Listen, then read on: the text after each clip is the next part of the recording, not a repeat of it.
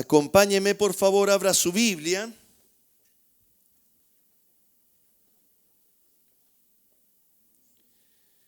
Evangelio según San Mateo, capítulo 1, verso 18.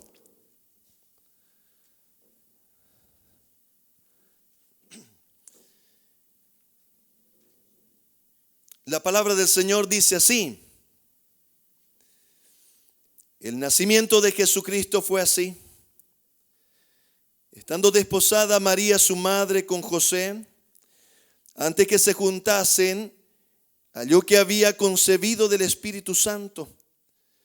José su marido, como era justo y no quería infamarla, quiso dejarla secretamente. Y pensando él en esto, he aquí un ángel del Señor se le apareció en sueños y le dijo: José, hijo de David, no temas recibir a María tu mujer, porque lo que en ella es engendrado del Espíritu Santo es. Y dará a luz un hijo, y llamará su nombre Jesús, porque él salvará a su pueblo de sus pecados.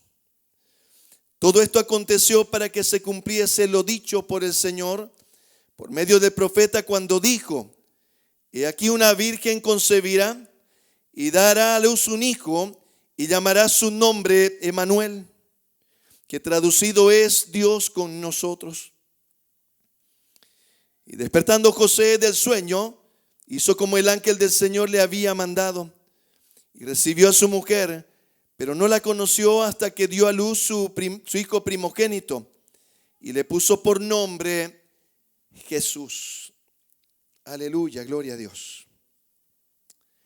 Hemos estado estos domingos meditando en la palabra del Señor. Hemos hecho un paréntesis en las series que hemos estado desarrollando y hemos hecho un paréntesis por esta época. Hemos mencionado esta época de Navidad y estábamos diciendo el anterior domingo de que ciertamente los teólogos estudian, escudriñan y no sabemos a ciencia cierta cuándo fue la fecha exacta del nacimiento de nuestro Señor Jesucristo. Es más, hay también diferentes posiciones con respecto a al año de su nacimiento.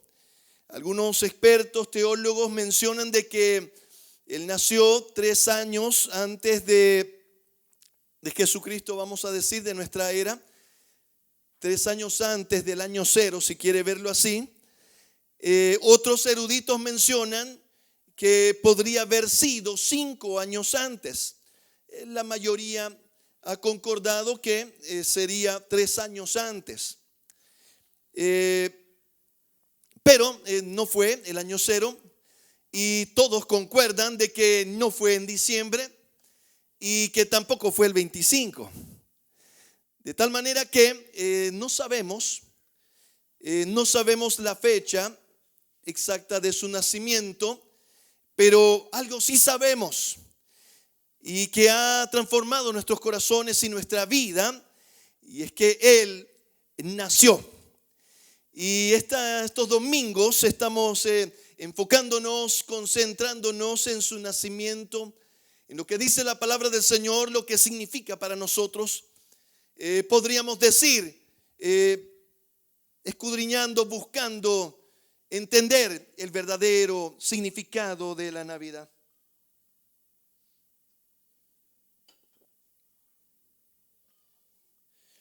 Porque creo firmemente de que es un tiempo propicio para que nosotros podamos compartir esta preciosa verdad, esta preciosa buena noticia, y toda la gente está con un corazón dispuesto a escuchar acerca de nuestro Señor Jesucristo.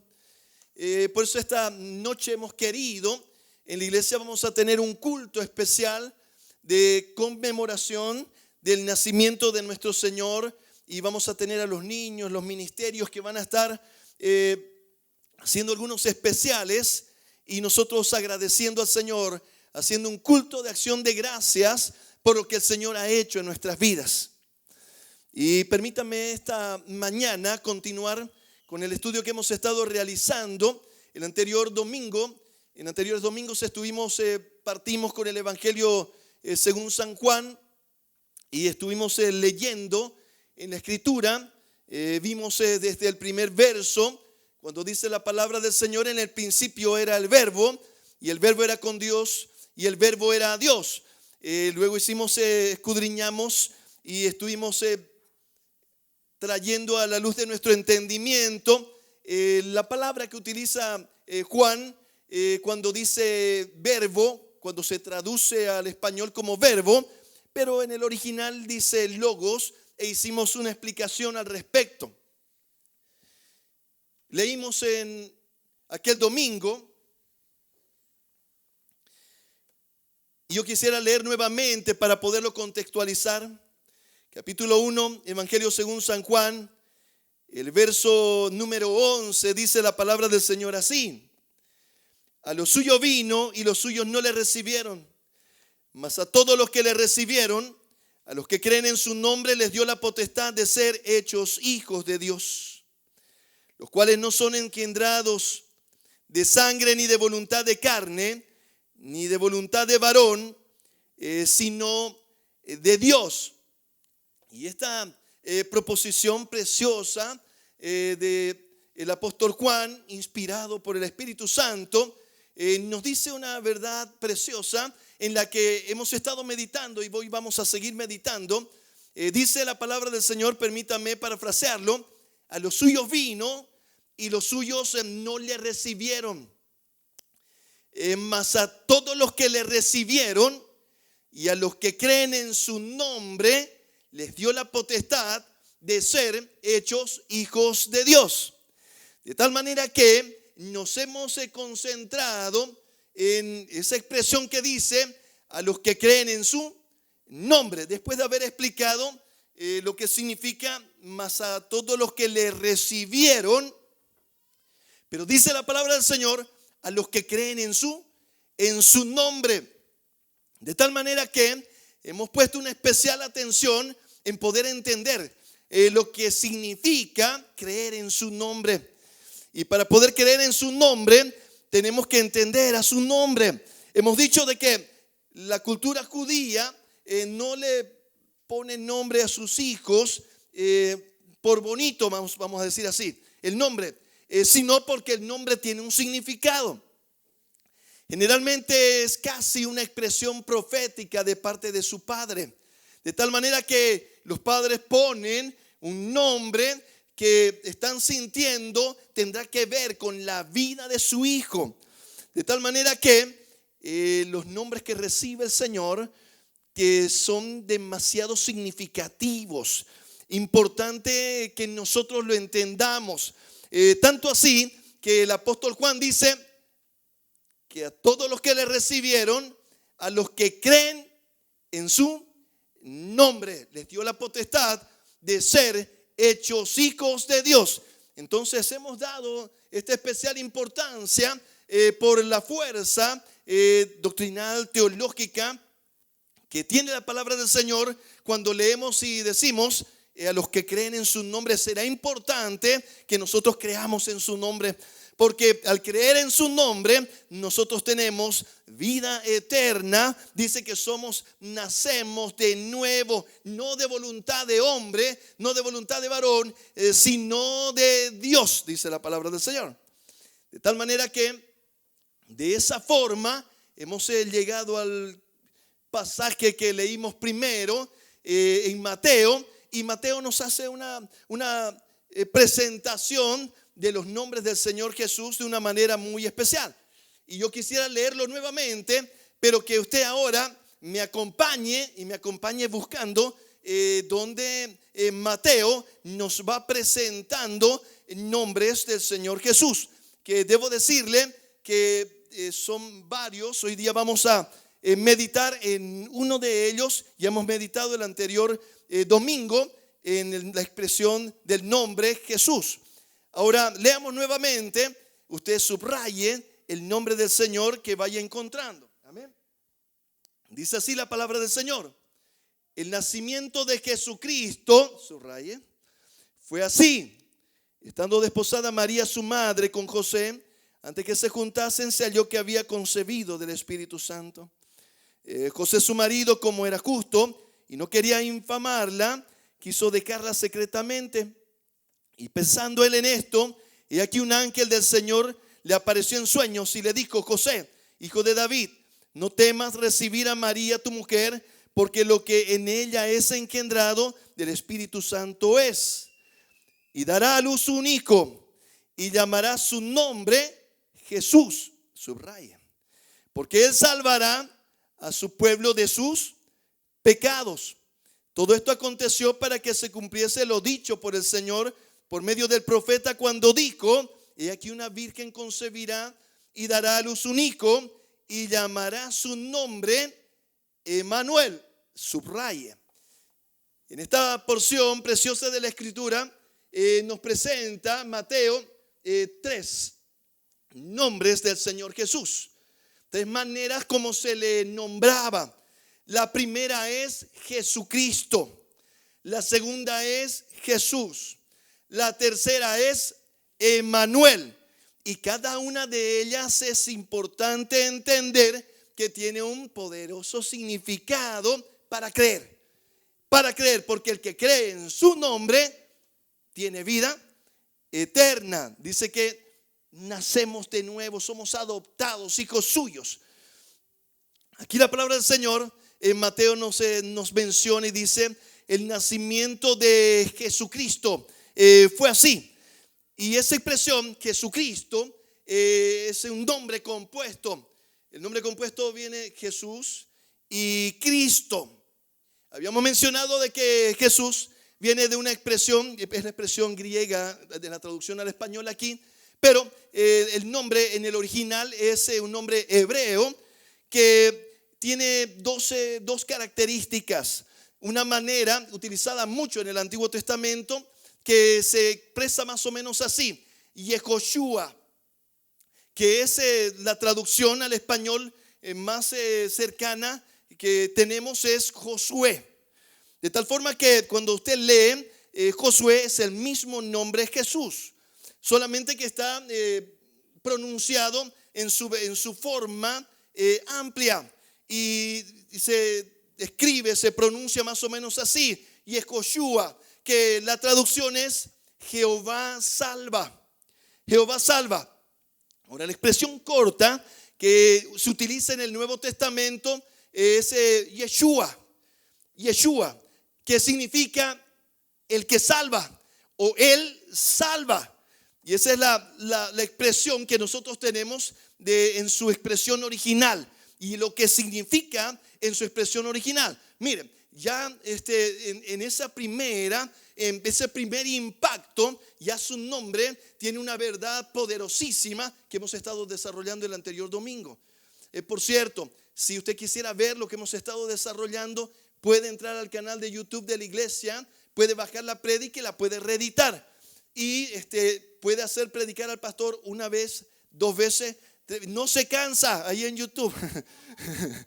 De tal manera que puede usted ver todo lo que hemos estado desarrollando ahí. Hoy día voy a dar un paso más con respecto a lo que estuvimos todo el domingo pasado, haciendo un análisis del nombre del Señor Jesús como Yeshua. De tal forma que aquí Mateo nos presenta el nombre del Señor Jesús en una composición. La segunda parte del nombre Jesucristo es Cristo, que es la expresión griega que en el original es Mesías se pronunciaría. Y en el hebreo sonaría más o menos, no soy experto, pero Yeshua Mashiach, quiere decir Jesús el Mesías. Y la palabra Mesías, el significado es ungido. Ungido, esa es la palabra que está utilizando, de tal manera que está diciendo Jesús el Mesías. Eso es lo que significa Jesucristo. Ahora permítanme desarrollar el significado espiritual que encierra la expresión Jesús y la expresión Mesías. Es más, cuando leemos el Nuevo Testamento, se menciona acerca de él y dice el Cristo, que quiere decir el ungido. Permítame decirle lo siguiente. El tema, la expresión ungido, tenía que ver con una práctica realizada en el Antiguo Testamento muy fuertemente, que era la unción, que consistía en llenar un cuerno bastante grande de aceite y se derramaba sobre una persona cuando se estaba ungiendo a una persona. También se ungían objetos. En un momento voy a tratar de explicar muy rápidamente. Pero que me gustaría sí que podamos poner atención en la unción que se hacía a las personas. Cuando se ungía a una persona, que así se derramaba ese aceite sobre la persona desde su cabeza. Un cuerno era harto aceite. Hoy día a veces vamos a ungir y ponemos un poquito de aceite en nuestras manos y un poquito aquí de aceitito le untamos a los hermanos, digamos, ¿no? No era así en el original, ¿no? Entonces pues, alguien dice, pastor, ¿me puede ungir, ¿no? Con aceite? A veces tengo ganas de ir a traer, ¿no? Un bote de esos de aceite, ¿no? Y derramar. Esa era la práctica original de ungir a alguien. Se derramaba todo el cuerno, todo ese cuerno lleno de aceite, y eso tenía un significado. Era símbolo de que así como el aceite estaba cubriendo la vida de la persona, así estaba siendo cubierto por el Espíritu Santo de Dios. Voy a decirlo ahora un poquito, un término teológico. El Espíritu Santo venía sobre esa persona. Es importante entender de que en el Antiguo Testamento, voy a decir así, desde antes de la resurrección de nuestro Señor Jesucristo, desde el día domingo de resurrección para atrás, nadie podía tener el Espíritu Santo dentro de sí. ¿Está bien? Solamente el Espíritu Santo venía sobre las personas. Venía sobre ellos, dice, el Espíritu Santo vino sobre ellos y profetizaron, dice la palabra. De tal manera que esa unción, ese ungir a alguien era símbolo de que ese aceite estaba sobre la persona, el Espíritu Santo estaba sobre ellos y entonces quedaban capacitados, quedaban facultados para cumplir un propósito de Dios en su vida. Voy a decirlo ahora de nuevo.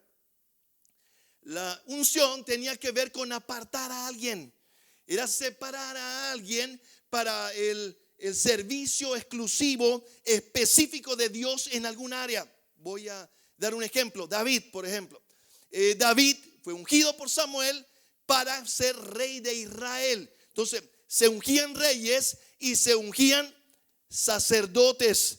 De tal manera que quedaban separados para cumplir un propósito. Y la voluntad de Dios es que ese propósito se cumpla bajo la dirección del Espíritu Santo, con el Espíritu Santo sobre ellos. Voy a decir algo un poquito teológico. ¿Por qué he mencionado de que antes de su resurrección el Espíritu Santo no venía a habitar dentro de alguien? Porque el Espíritu Santo es Dios, es santo, santo, santo, y Él no puede habitar en un lugar que no es limpio. De tal manera que nosotros, para que el Espíritu Santo venga a nosotros y seamos templo del Espíritu Santo, entonces debemos ser completamente limpios. Ahora, ponga atención. ¿Por qué le mencioné desde el día de domingo de resurrección? Porque el Señor ahí había presentado su sacrificio perfecto, su sangre preciosa, y con su sangre preciosa nosotros somos lavados, somos limpiados. De tal forma que cuando y solo cuando el Espíritu Santo puede venir a morar en la vida de una persona. Eso se llama el nuevo nacimiento. Por eso cuando el Señor Jesús resucitó, se presentó delante de sus discípulos y les dijo Shalom. Y ellos no entendieron al principio la primera vez que les dice, y el Señor les dice de nuevo Shalom, así como me envió mi Padre, así yo los envío a ustedes. Y dice el Señor que sopló y les dijo, recibid del Espíritu Santo. La palabra recibid en el griego ahí es enfusao, ¿Qué quiere decir? Recibirlo desde arriba en ese momento completamente. De tal manera que no era una palabra profética que iba a acontecer después. No, ellos recibieron al Espíritu Santo. El Espíritu Santo vino ahora a morar en ellos. Por eso el Señor les dice en Juan, el día que antes de que Él sea entregado, el día jueves, les dice a sus discípulos, el mundo dice, los aborrece a ustedes y los aborrecerá a ustedes porque me aborreció a mí. Porque el mundo dice, no me conoce y no les va a conocer a ustedes porque no conoce al Padre. Permítanme, lo estoy parafraseando. Y el Señor Jesús les dice, les conviene que yo me vaya, porque cuando yo me vaya les enviaré, les dice, el Consolador, otro Consolador que estará con ustedes todos los días hasta el fin del mundo. Y les dice, ¿sabe qué? Y el mundo no le va a conocer porque el mundo no le conoce. Y dice, pero vosotros, dice, le conocéis. Escucha bien. Y dice, vosotros le conocéis. Dice, porque dice, Él está con vosotros. Está con vosotros y estará en vosotros. Voy a decirlo de nuevo. El Señor le estaba diciendo a sus discípulos, el Espíritu Santo está ahorita con ustedes, con. Pero pronto, cuando muera Él y resucite, ya va a poder estar dentro. Por eso le dice luego, pero estará en vosotros. Ahora en Pentecostés acontece algo especial. Acontece que viene el Espíritu Santo sobre ellos. Dígale de al lado, con, en, sobre. Muy bien, esa es la manera teológica que nosotros comprendemos la operación del Espíritu Santo en diferentes momentos. Mire, les voy a decir lo siguiente: si usted no se ha convertido, si usted no le ha entregado su vida al Señor, hoy día usted podría estar con. ¿Qué quiere decir? Está aquí en la iglesia, percibe la presencia del Espíritu Santo, percibe la presencia de Dios, pero no está ni en usted ni sobre usted. Ahora, si usted ha entregado su vida al Señor y le ha aceptado como su Señor y su Salvador, ha nacido de nuevo y ahora el Espíritu Santo está en usted, es templo del Espíritu Santo. Dice que Él viene a habitar en nosotros y su amor, dice, empieza a operar en nosotros. Entonces usted puede estar hoy día en ese escenario de quiere decir el Espíritu Santo está en mí. Pero yo puedo estar en ese escenario y puedo quedarme quietito, calladito y no decirle a nadie nada. Estoy feliz, estoy con la bendición de Dios, pero con mi boquita cerrada completamente. Por eso dijo el Señor, id por todo el mundo y predicad el evangelio, dice el Señor, a todas las naciones, bautizándolos en el nombre del Padre, del Hijo y del Espíritu Santo, enseñándoles que guarden todas las cosas que os he mandado. ¿Sabe qué? Este año, si usted ve una hojita que ha recibido, hay un lema del año que dice, id por todo el mundo, ¿verdad? A todas las naciones. Por eso pusimos, obviamente no hemos logrado poner todas las banderitas, todas las que pillamos pusimos. ¿Sabe para qué? Para que no nos olvidemos que Dios nos ha llamado a predicar su palabra a todas las naciones. Cada iglesia, cada persona en el lugar donde le toca, donde se encuentra, tiene la obligación de compartir la fe de nuestro Señor Jesucristo. Pero permítame volver a este escenario que estamos estudiando. Lo que está aconteciendo ahora en este momento, les decía yo con respecto a la unción, tiene que ver con ese escenario del Espíritu Santo sobre una persona. Cuando el Espíritu Santo viene sobre una persona, entonces esa persona queda capacitada para cumplir el propósito de Dios en su vida. Un propósito de cumplimiento de la más sublime misión del ser humano y de la iglesia. Se llama la Gran Comisión, que es predicar la palabra del Señor como iglesia. Cada uno en el lugar donde el Señor te ponga. Tal vez alguno esté en la universidad. Tú estás llamado a hacer luz en medio de las tinieblas en tu universidad. Tal vez tú estás en un colegio. Tú estás llamado para hacer luz en medio de las tinieblas en ese colegio. Tal vez tú estás trabajando. Dios te ha llamado para ser luz en medio de las tinieblas, ahí en el trabajo. ¿Y sabe qué? Seguramente te van a molestar, seguramente se van a querer burlar, seguramente. Pero ¿sabe qué, mi amado hermano? Yo me gozo, ¿sabe? Yo me gozo, a veces me molesta desde chico. Desde chico me molestaban y les cuento que me siguen molestando todavía, ¿no? Hay un lugar que todavía me dicen, ¿cómo me dicen? El monseñor, me dicen. ¿Dónde está el monseñor? Dicen, ¿no? Y yo me río, ¿no? Me río. Y sabe que, porque cuando viene y me dice también, pastor, me dice, ¿no? Y a veces me dice, hermano. Y yo le digo, ya estás profetizando, vas a llegar a la iglesia y vas a estar, y yo y ahí yo le voy profetizando también de que va a llegar y el Señor va a tocar su corazón, ¿no? De tal manera que, ¿sabe qué? Donde nosotros nos encontremos, Dios nos ha elegido para que seamos luz en medio de las tinieblas. Ahora, permítanme mencionarle lo siguiente. Cuando dice la palabra del Señor, Jesús, el Mesías o Jesucristo, tiene una connotación muy preciosa. Yo quisiera que usted me acompañe. Vamos a leer, vamos a ayudarnos con el Evangelio según San Lucas, capítulo 4, el verso 14. La palabra del Señor dice así. Verso 16, por favor. Vino a Nazaret, donde se había criado, y en el día de reposo entró en la sinagoga conforme a su costumbre. Dígale de al lado costumbre. Costumbre. Quisiera, voy a hacer un paréntesis ahí en algo muy especial. Y se levantó a leer y se le dio el libro del profeta Isaías. Y habiendo abierto el libro, halló el lugar donde estaba escrito: el Espíritu del Señor está sobre mí. Quiero que usted pueda entender ahí que está hablando de la unción. Eso es la unción de Dios. Dice: el Espíritu del Señor está sobre mí, por cuanto me ha ungido. Esa es la palabra que utilizamos nosotros de unción, de Mesías, para dar buenas nuevas a los pobres. Me ha enviado a sanar a los quebrantados de corazón, a pregonar libertad a los cautivos y vista a los ciegos, a poner en libertad a los oprimidos, a predicar el año agradable del Señor. Y enrollando el libro lo dio al ministro y se sentó, y los ojos de todos en la sinagoga estaban fijos en él.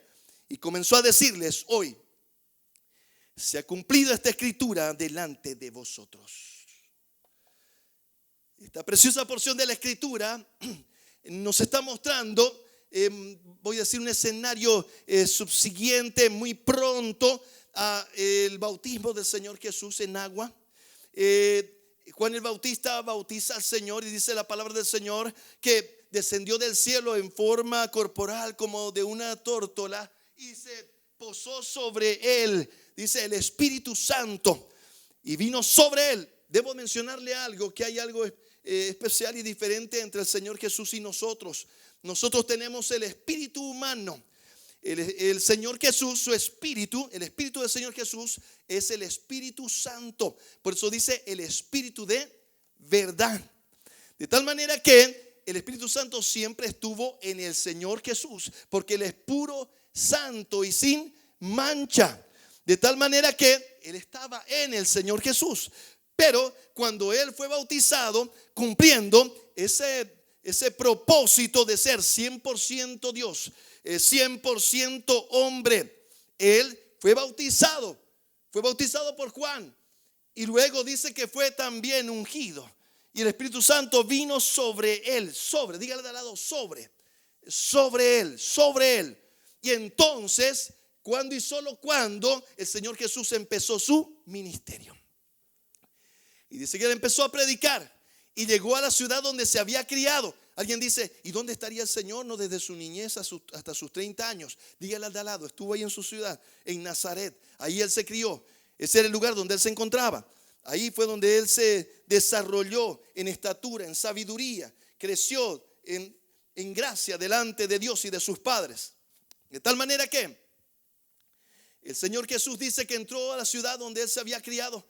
Y esto me gusta mucho lo que dice la palabra del Señor, porque dice, y fue el día de reposo, fue a la sinagoga como tenía por costumbre. Quisiera que eso pudiese grabarse en nuestro corazón. Dígale de al lado, por costumbre. Es importante entender que el Señor, en su condición de 100% hombre, Él dice que fue sujeto a todas las debilidades que también nosotros estamos sujetos. Solamente que Él, sin falta, sin mancha, sin pecado, en perfección, pero nos dejó el ejemplo de cómo es que tenemos que hacerlo. Porque Él no utilizó sus prerrogativas divinas para vencer lo que tenía que hacer, sino que se sometió, se sujetó en condición de hombre, y como hombre venció todo lo que tenía que vencer. Por eso Lucas escribe y dice: el Hijo del Hombre. El Hijo del Hombre. De tal manera que el Señor Jesús aplicó en su vida como ser humano uno de los principios más importantes para crecer saludablemente en el camino del Señor. Algo que se llama la disciplina. Dígale de lado, disciplina. Disciplina, mi amado hermano. Sin disciplina no se puede seguir a Dios saludablemente. No se puede seguir al Señor saludablemente, mi amado hermano. Usted puede intentarlo 1, 2, 3, 1000 veces, pero si usted no cambia la fórmula, el resultado va a ser, si no cambia la receta, le va a salir majadito todas las veces, porque usted está poniendo ingredientes de majadito. No sé si así, claro que la hora no es muy apropiada para hacer ese ejemplo, ¿no? Los he visto de todo, digo, se han acordado del majadito. Pero ¿sabe qué, mi amado hermano? Dice la palabra del Señor: cría a sus hijos, dice, vosotros padres, criad a vuestros hijos, dice, en la disciplina y amonestación del Señor. Hay una disciplina del reino de los cielos. Hay una disciplina para los hijos de Dios. Es que disciplina a veces le entendemos a huasca. No, disciplina no es huasca. Puede ser parte de la disciplina, pero no es la huasca. La disciplina tiene que ver con los hábitos que yo voy a poner en mi vida, para que pueda ser yo entrar en un marco referencial de seguridad. Voy a decirlo de nuevo. Por ejemplo, a veces se dice muy bien, cuando alguien está entrenando un deporte, le dicen: ¿qué disciplina practicas? ¿Por qué? Porque si ese es un golfista, seguramente va a tener que entrenar entre ciertas horas. Recuerdo que teníamos un hermano, un jovencito que venía a la iglesia, se ha ido a los Estados Unidos, ahora está estudiando allá. Mientras él estuvo acá, él era nadaba, era campeón de natación. Y yo recuerdo que él nos contaba y decía, bueno, yo entreno 2 veces al día. Una de las veces entreno 4:30, 5 de la mañana. En invierno, en lo que usted quiera. Y entrenaba 2 o 3 horas. Y en la tarde entrenaba otras 2 o 3 horas. Uno cree que es meterse al agua y competir y salir campeón. No había sido. Se había tenido que entrenar, había tenido que comer cierta comida. No podía comer, es más, tenía que dormir a cierta hora. No podía. ¿Usted cree que los futbolistas que son profesionales de verdad, pero de verdad, qué sé yo, no voy a hacer propaganda, pero supongamos, yo una vez escuché una entrevista a este futbolista muy famoso, Zinedine Zidane, y claro, él dijo: cuando yo salí de mi ciudad y fui a entrenar al club donde ya fue famoso, dice, el entrenamiento era terrible, casi inhumano, dice él, por la disciplina que tenían que tener, las horas, a la hora que tenía que levantarse, a la hora que tenía que echarse, lo que tenía que comer, todo estaba disciplinado. Mire, la idea no es que usted haga una ley en su vida, mi amado hermano, y que no pueda vivir. Lo que estoy queriendo significar es que sin disciplina, mi amado hermano, no se puede seguir victoriosamente al Señor. ¿Sabe qué? Me quedó algo grabado en mi corazón profundamente. Si mal no recuerdo, año 2005, llegó un ministerio de un misionero, profeta, un siervo de Dios, pastor David Wilkerson, se llamaba él, ya partió a la presencia del Señor. Y se llamó el Congreso Renuevo 2005, si no me equivoco. Y era un congreso para pastores. Y estábamos, qué sé yo, póngale unos 3,000, 4,000 pastores sentados. Y el ministerio era ministrar pastores. Entonces era un ministerio, obviamente, lo que se enseñaba ahí. Y ya yo digo siempre, ya digo, era nivel 8, digamos, ¿no? Era otra prédica. Prédica a personas que se suponía que sabían de la palabra de Dios. Pero algo me marcó, algo se me quedó muy profundamente grabado en mi corazón. que han pasado ya casi 15 años y intento no olvidarlo. ¿Sabe qué dijo él? Él estaba hablándonos y advirtiéndonos y diciendo: ha sido un año terrible en el mundo. Han caído tantos pastores que estamos temblando. Él dice, estaba hablando de cómo habían caído muchísimos pastores alrededor del mundo. Y no es que se habían caído jugando fútbol, mi amado hermano. Habían caído en pecado, habían caído en diferentes temas de la carne, y había sufrido muchísimo la iglesia del Señor por la caída de sus siervos. Y entonces él empezó a decir: entramos en un equipo pastoral para hacer la restauración de estos pastores, y empezamos a tratar de determinar qué fue lo que hizo que un pastor caiga. ¿Qué fue lo que hizo que un pastor olvide su fe, el temor de Dios, y pueda abandonar su familia y irse de su casa tal vez con otra mujer? ¿Qué fue lo que pasó? ¿Qué aconteció? Y él dijo así: en todos los casos que nos tocó ministrar, que tocó la restauración, en todos los casos sin excepción, lo que pasó en la vida del pastor fue que él perdió su disciplina. Dígale al lado: perdió su disciplina. Sin disciplina, mi amado hermano, es muy difícil, mi amado hermano, permanecer. Cuando estoy diciendo disciplina, no es que alguien le estaba echando huasca al pastor.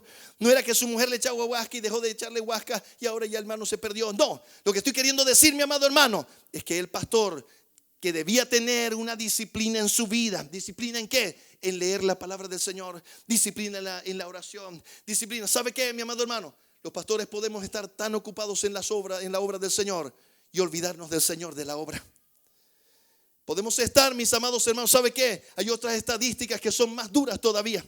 Y nosotros estamos luchando intensamente con toda nuestra fuerza y todo nuestro corazón para no entrar en la estadística. ¿Y sabe qué? Más del 90% de los pastores tienen, estoy hablando de estadísticas de hace unos 5 años, tal vez casi 10. No he visto nuevas estadísticas. Dios quiera hayan mejorado. Pero decían que el 90%, 80-90% de los hijos de pastores no tenían temor de Dios. Y eso era terrible, mi amado hermano. Eso es terrible. Cuando digo no tienen temor de Dios, es que el pastor está predicando la palabra del Señor y su hijo puede estar perdido, sin conocer a Dios. Y yo le suplico al Señor de rodillas que me pueda dar la sabiduría, me pueda dar la inteligencia, me pueda dar la gracia, mi amado hermano, para que yo no me, ¿cómo puedo decir? Me complique tanto en la vida que no pueda tener tiempo para mirar a los ojos de mis hijos y saber si están o no están. De tal manera que, mis amados hermanos, lo que está diciendo la palabra del Señor es que si nosotros no ponemos disciplina en nuestra vida, como dice aquí la palabra del Señor, Jesús dice, ¿sabe qué? Y él fue a la sinagoga el día de reposo. Es como decir, y él fue a la iglesia en el día de reposo, en el día domingo para nosotros. Él fue a la iglesia como tenía por costumbre. ¿Sabe que me gusta Daniel como ser humano? Yo sé que se equivocó, falló, porque solo Jesús, nuestro amado Señor, es santo, santo, santo. Yo sé que Daniel se equivocó, sé que tuvo pecados, sé que todo, pero ¿sabe qué? La Biblia no le menciona a ninguno. Estoy hablando de Daniel, del profeta Daniel. Léalo el libro de Daniel, usted no va a encontrar solamente su confesión de él, que le dice: Señor, hemos pecado. ¿Qué pecado? Nadie sabe. Pero que se le mencione a él un pecado, ninguno. Era un hombre realmente un ejemplo de siervo de Dios. ¿Y sabe qué dice la palabra del Señor? Que cuando le pusieron la trampa, los sátrapas, dice la palabra del Señor, que él se abrió su ventana, no se escondió, mi amado hermano. Le iba a costar la vida. De esa disciplina estoy hablando, mi amado hermano. Le iba a costar la vida y él abrió la ventana. Y dice que puesto hacia el templo en Jerusalén, se inclinó a orar 3 veces al día, como tenía por costumbre. Dígale de al lado: por costumbre. Y ahora voy a decirle algo, mi amado hermano. La disciplina tiene que ver, no me va a dar para hacer el desglose completo de la disciplina, pero permítame mencionárselos por lo menos este domingo. Este domingo, para que usted, ¿sabe qué? Como somos temporales, usted diga: este próximo año yo voy a ser disciplinado. Este próximo año van a cambiar las cosas. ¿Sabe qué? Eso es bueno. Es una, ¿cómo le voy a decir? ¿Sabe? Una misericordia de Dios que nos ha hecho temporales. Que tenemos esa sensación de que podemos volver a empezar. Y en la misericordia de Dios lo podemos volver a hacer, mi amado hermano.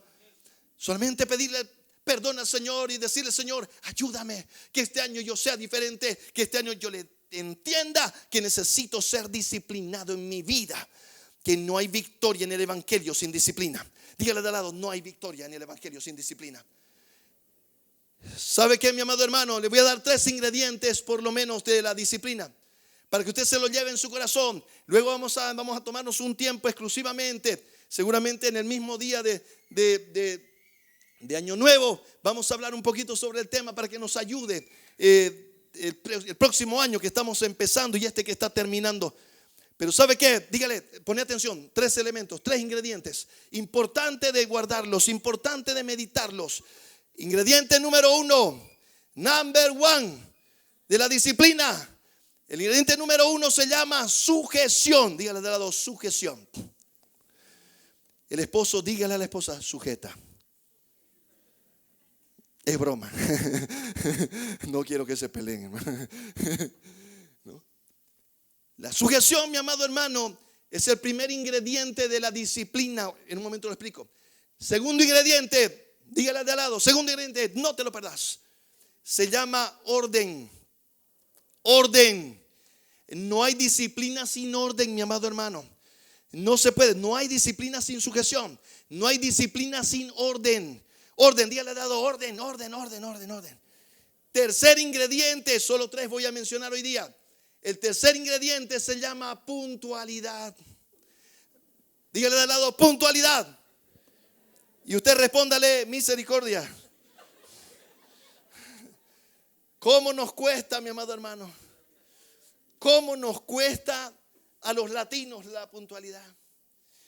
Oiga, hermano querido, no sabe cómo yo admiro a nuestros hermanitos que tienen una herencia europea, qué sé yo. ¿Cómo le entienden a la hora? Y a nosotros nos cuesta entenderle. ¿Cómo nos cuesta? Yo ahora me acuerdo, y le voy a pedir perdón cuando lo vuelva a ver. Teníamos un amigo misionero, él nos ayudaba en la universidad, nosotros predicando, y él nos invitó a su casa. Y en su casa era la reunión. Entonces hicimos una reunión, la segunda. Nos esperó así medio casi llorando, ¿no, hombre? Él era egipcio. Y bueno, nos invitó, póngale a las 7 de la noche. Y le soy sincero, voy a ser muy sincero. ¿Y sabe qué? 7 de la noche, estamos a tiempo. No sé en qué parte de la vida se me puso el chip. Se nos pone el chip, voy a decir a todos los latinos, que es entre las 7 y 8 en punto. Y no sabemos qué punto del reloj, digamos, ¿no? Entonces yo pensé 7:30, está bien. Pero ¿sabe qué? Cuando llegué y llegamos con otro amigo también, media hora más tarde, 45 minutos, nos abrazamos, felices. Y el hermano, era un velorio, triste. Y siéntense, por favor, nos dice. Y nos sentamos. Yo, ¿qué habrá pasado? Dije yo. Yo dije, lo dejó su corteja. Era así más o menos cara de dejado. Y entonces nos mira y nos dice: yo quiero pedirles perdón, dice. Y yo, ¿como de qué sería, digamos, no? No sé, tal vez algo hice, dice. Tal vez algo he hecho. Tal vez los he ofendido. Tal vez los he lastimado para que ustedes me desprecien de esa manera. Y yo casi le digo: no inventes, ¿no? Él lo estaba diciendo de su corazón. ¿Sabe qué? Es más, en ese tiempo no le entendí. Yo dije: oye, el hermano sumamente sentimental, ¿no? Casi oré por él para que el Señor lo cambie.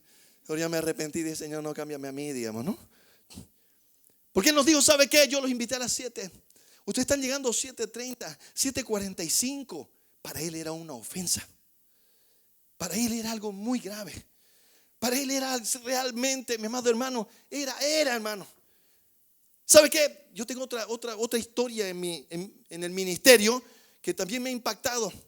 Teníamos un grupo vida y yo predicaba en el grupo y tenía, como les he contado, un alumno del grupo vida. Lo más sui generis era que el alumno siempre me decía, el alemán, y él me decía: venía primero y me decía, muy formal el hombre. Mira, Bubi, yo no creo en Dios, me decía. Pero muy bonito eso que enseña. ¿Puedo venir? O sea, más o menos me decía como mucha sabiduría en la Biblia. Y él la leía en alemán. Yo leía en español y él me decía en alemán, dice así. Oye, yo me sentía nutrido, ¿sabe? La traducción al alemán muy bonita, muy exquisita. Para que usted sepa, prácticamente la primera traducción a otro idioma fue el alemán, ¿no?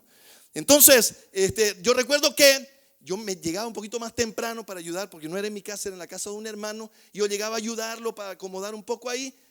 Y yo, ¿sabe qué? Yo me divertía. Mira, va a llegar el gringuito, perdón, con el perdón del caso, así le decíamos. Así, ¿no? Así, la manecilla iba, tan, 8 puntos. Tan daba y él tocaba, oiga. Y él decía, no puede ser, él está con su reloj mirando, no lo puedo creer. Pero llegaba 8 en punto. ¿Sabe qué? El único ateo era él. Y esto era lo que a mí me contrariaba. Yo le decía, Señor, por favor, ministrame. Porque ¿sabe qué? El único que me hacía todas las tareas era él. Todos los hermanos ungidos, todos los hermanos que levitaban en la espiritualidad no me hacían una tarea, nada. Me llegaban tarde. Y el ateo me llegaba temprano. El ateo me hacía las tareas. El ateo, su esposa sí era cristiana. Y ella me decía, ay, me tiene frita, me decía. Todo lo que usted me dice, todo lo que enseña, perdón, le decía, ¿recuerdas que Bubi predicó tal cosa? ¿Es para que lo apliquemos o no? Y ella, es para aplicar, ya, decía él, y lo aplicaba, ¿no? Él me dice un día a mí, ¿sabes qué? Bubi, ¿sabes qué me costó? Pues yo le dije, oye, qué bien que hablas español ya. Pronunciar, me dice, la sintaxis, la semántica, no ha sido tan complicada, me dice. La sintaxis no ha sido tan complicada, me dice. La semántica me ha costado mucho. La semántica quiere decir el significado. La sintaxis es el orden de las palabras. Entonces me dice, la sintaxis, él la estudió y la aprendió. Pero la semántica, el significado, me dice, me costó. Porque yo recuerdo, iba a una reunión y decían, bueno, nos reunimos el lunes a las 8 de la noche. Yo llegaba 8 de la noche. Y ellos decían, 8, no, y dice él, ¿no? Porque decían así, dice, nos reunimos el lunes entre 8 y 9 en punto. Y esa traducción él no sabía cómo hacerla. No sabía que era entre 8 y 9 en punto. Nosotros sabemos bien, ¿no? Podemos llegar en cualquier punto de esos puntos, digamos, ¿no? No, pero él no sabía qué punto era el que tenía que usar. Decía entre 8 y 9 en punto. Y le preguntaba a su esposa, ¿qué significa entre 8 y 9 en punto? La palabra en punto en alemán es otra cosa. Dice, en uno de los puntos, digamos, ¿no?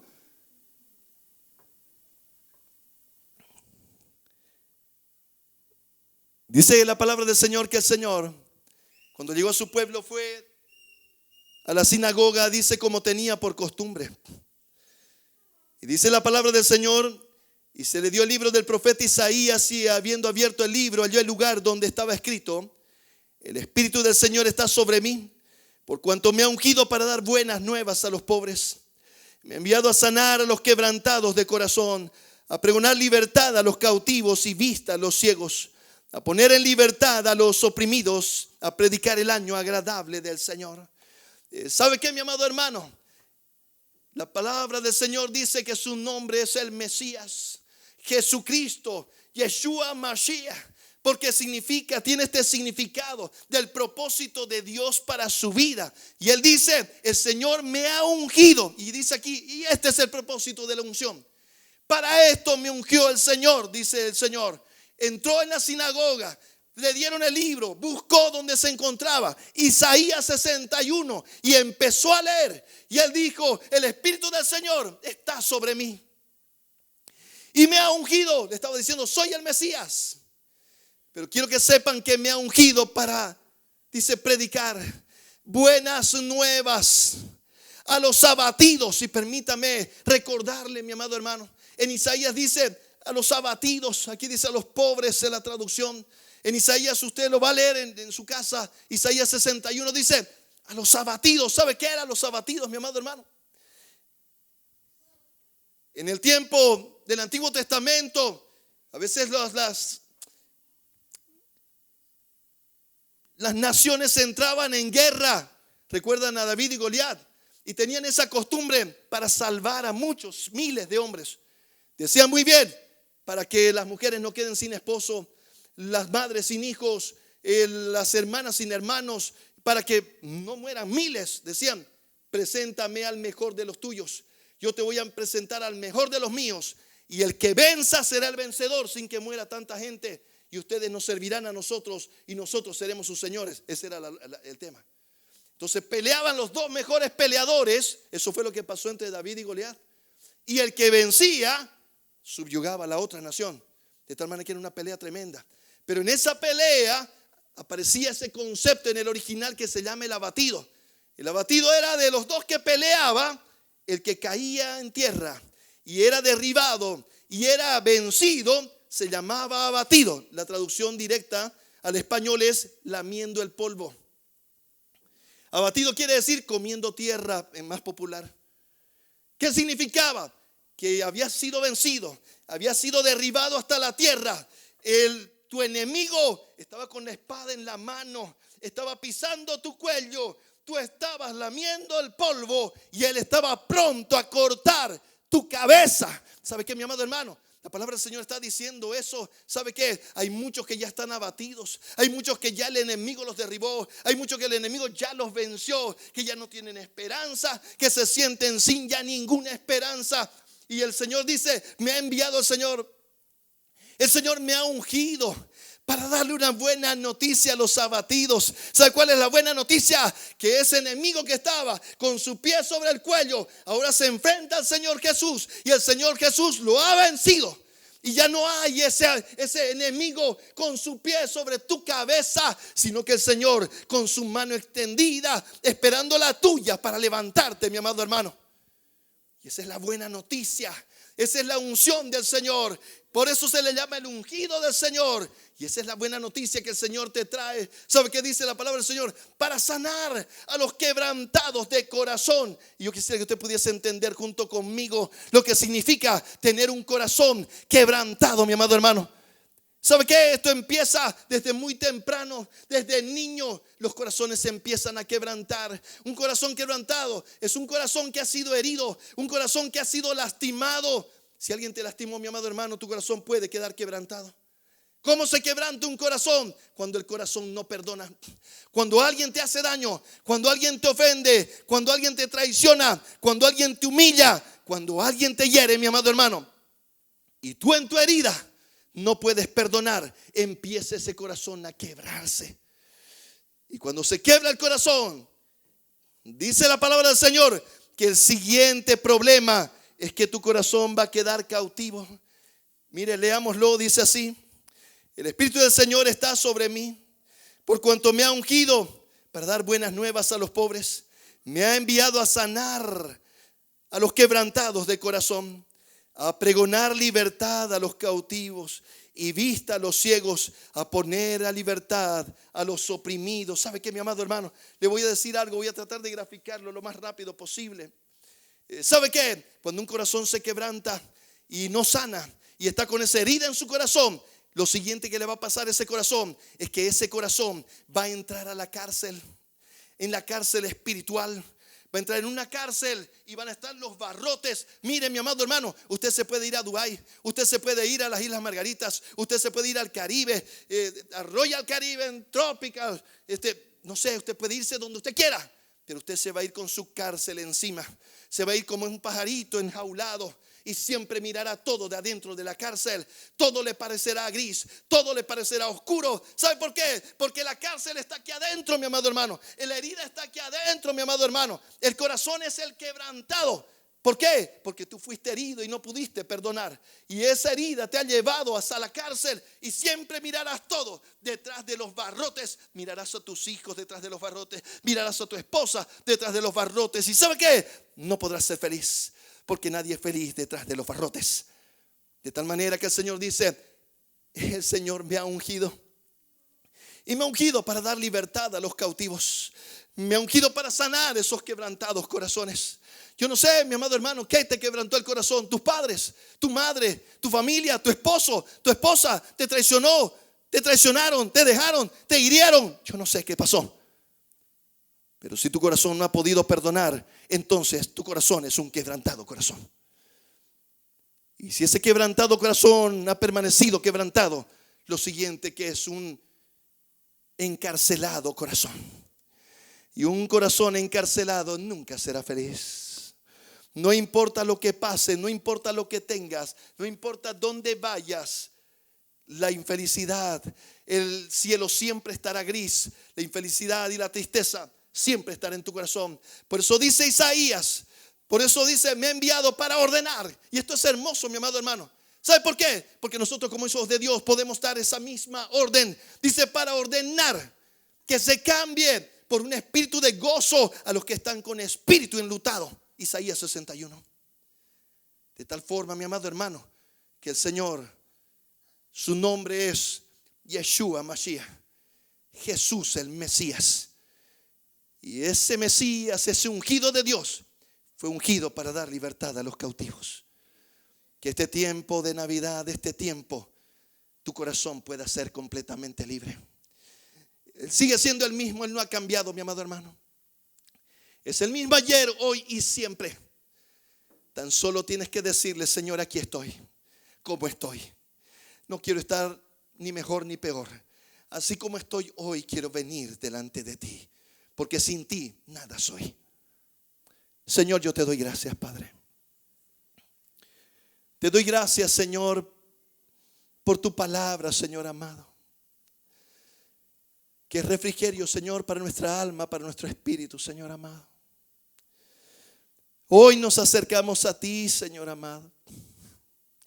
Y nos acercamos a ti para pedirte, Señor, que tú sanes nuestros corazones, Señor amado. Nuestro Jesús, el Mesías, sana nuestros corazones. Abre los cerrojos de las puertas.